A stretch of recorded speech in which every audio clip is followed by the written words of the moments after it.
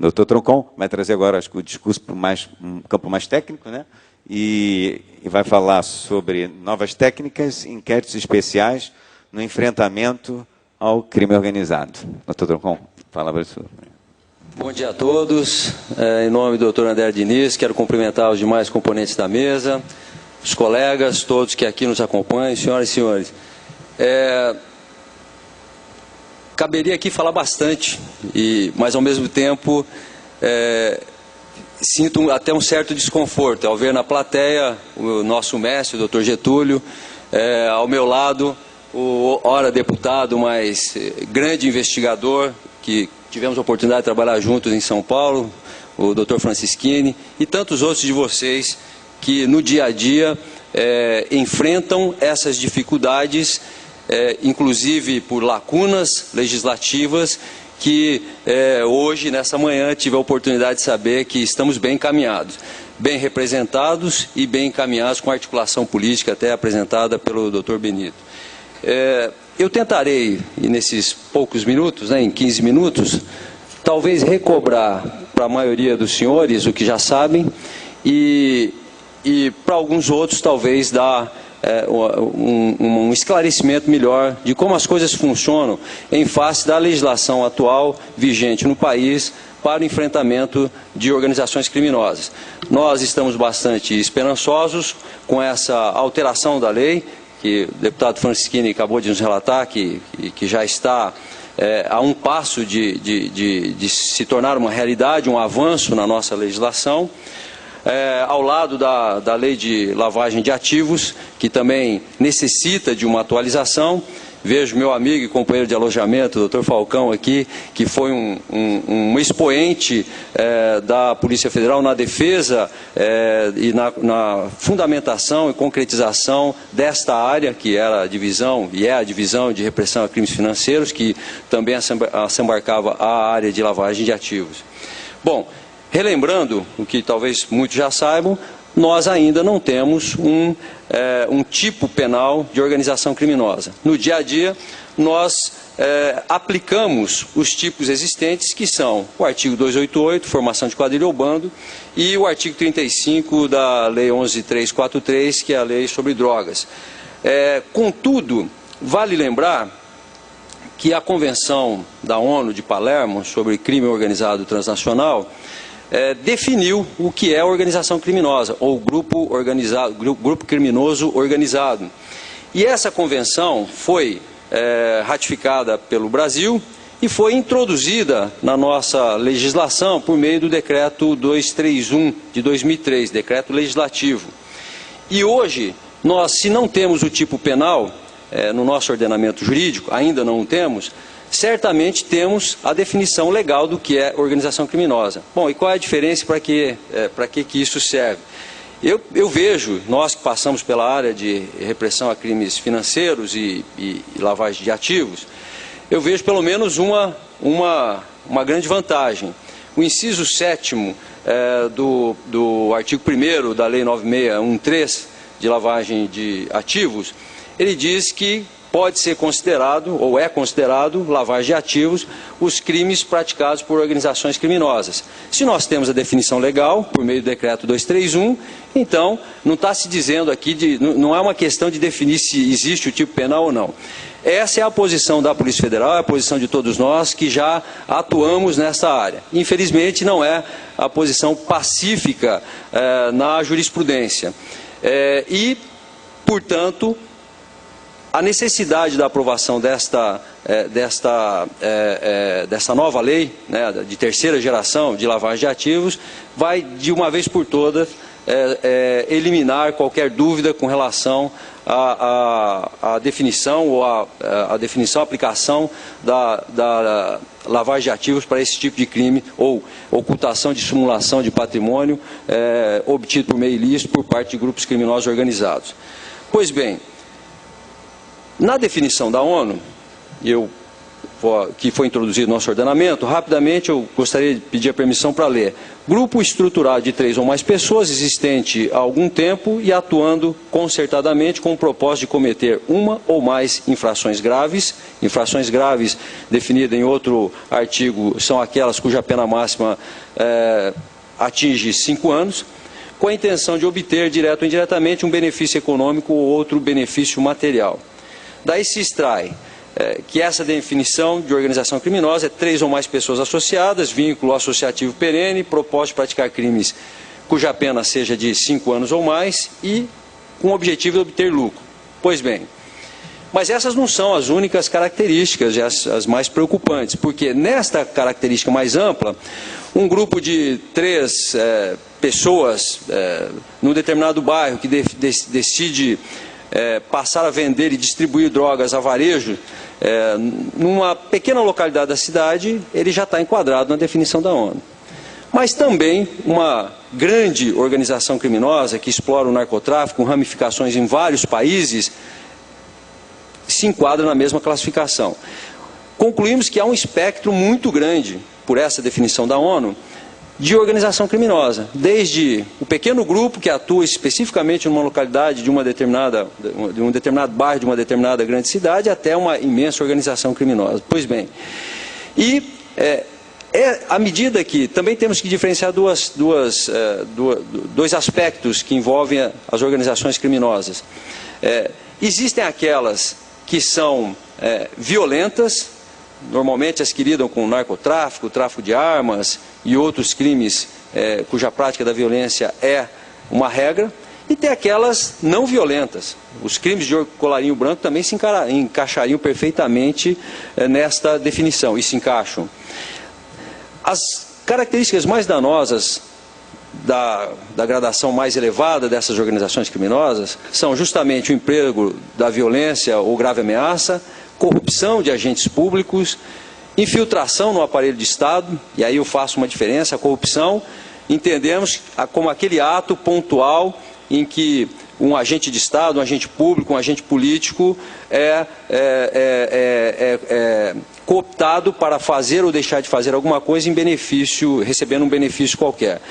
E infiltração é justamente a organização preparando pessoas, seus integrantes, para, ou por meio de concursos públicos, ou por meio até concorrendo a pleitos para cargos eletivos, por exemplo, um prefeito de uma cidade fronteiriça do Brasil, que já é financiado e preparado para assumir aquele posto para beneficiar a organização. Por mais distante que pareça ser, isso já aconteceu no Brasil.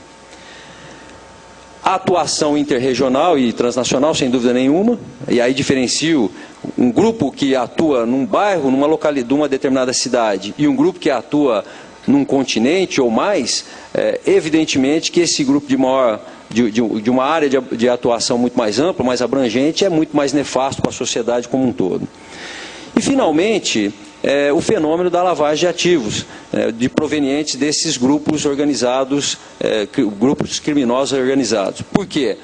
À medida em que um país pequeno, por exemplo, como tivemos alguns exemplos na própria África, permite ou não tem mecanismos eficientes, eficazes de enfrentar as organizações criminosas, esses grupos começam a se infiltrar no aparelho de Estado, lavar ou ocultar, dissimular os ganhos e começa, inclusive, pode, pelo menos em tese, inclusive interferir na economia ou em determinados segmentos da economia formal. Por quê? Porque para aquele que obtém os seus recursos de modo ilícito e com margens de lucros extraordinárias, não interessa muito a margem de lucro específica de um determinado segmento em que ele pretende dar aparência lícita a esses recursos. Ele pode, inclusive, operar com prejuízo aparente. O importante, neste caso, não é o lucro da atividade em si, mas sim tornar esses recursos disponíveis com aparência de legalidade para que esse grupo criminoso possa dele fluir. Pois bem, como é que nós enfrentamos esses grupos criminosos, ou chamado crime organizado? O nosso Código Penal, processo penal, perdoem, que é de 1941, ele faz, a partir do artigo 4º, e notadamente a partir do artigo 6º, uma explanação de uma investigação criminal clássica. Ali se vê claramente um objetivo voltado para um evento do passado. Alguém foi atingido por um projétil de arma de fogo, veio a morrer. Pois bem, uma outra pessoa efetuou o disparo que ocasionou a morte da vítima. À medida que essa notícia chega para o delegado de polícia, que é o coordenador da investigação criminal, o que deve ele fazer? Diz lá o código, se dirige ao local do crime, isola a área, chama a perícia técnica, entrevista pessoas, interroga, enfim, busca dados de fontes públicas ou até dados sigilosos por meio de autorização judicial competente para tanto, e tenta organizar esse quebra-cabeça para identificar e para responder primordialmente duas perguntas. Houve o crime? Não houve o crime. Olha, o que você viu foi uma brincadeira com uma bala de festim, a pessoa caiu e, na verdade, eles estavam apenas brincando. Aquilo que uma testemunha presenciou não era nada mais do que uma simulação. Não, houve o crime. Aqui eu tenho um corpo, tem uma perfuração, passou pelo médico legista. Bom, a segunda pergunta primordial é: quem é o autor?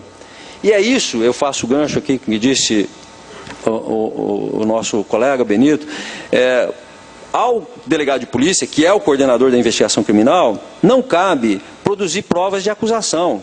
Ao contrário, nós temos que atuar assemelhados a um pesquisador científico. O que faz o pesquisador científico? Ele tem um problema, ele circunscreve um problema a resolver, elabora hipóteses e testa essas hipóteses perante os fatos já comprovados, os axiomas. Bom, eu tenho um corpo, tenho uma bala, uma pessoa morreu, a causa-morte foi um disparo de arma de fogo, então isso é comprovado, não há questionamento algum. E a partir daí se começa a elaborar as hipóteses com relação às pessoas que poderiam ter feito aquilo. A conclusão final pode ser pura e simplesmente, olha, não nesse meu exemplo, ou pode até ser nesse, olha, a pessoa não foi um homicídio, foi um suicídio, não há autor. Pela perícia técnica, a pessoa virou a arma, se disparou contra o próprio peito, enfim, é um suicídio, não é um crime. Agora, se for um crime, tem que apontar corretamente o autor. O pior erro que o investigador criminal e o delegado de Polícia Federal, coordenador dessa investigação, pode cometer em qualquer investigação é justamente olhar para um determinado indivíduo que tem uma cara de muito mal e que alguma circunstância aponta que ele foi o autor, ou então porque a sua vida pregressa diz que ele é uma pessoa de má conduta, com antecedentes, e aí ele tenta fazer com que a sua pesquisa nessa área comprove a autoria por aquele indivíduo. Isso é o pecado mortal do investigador criminal.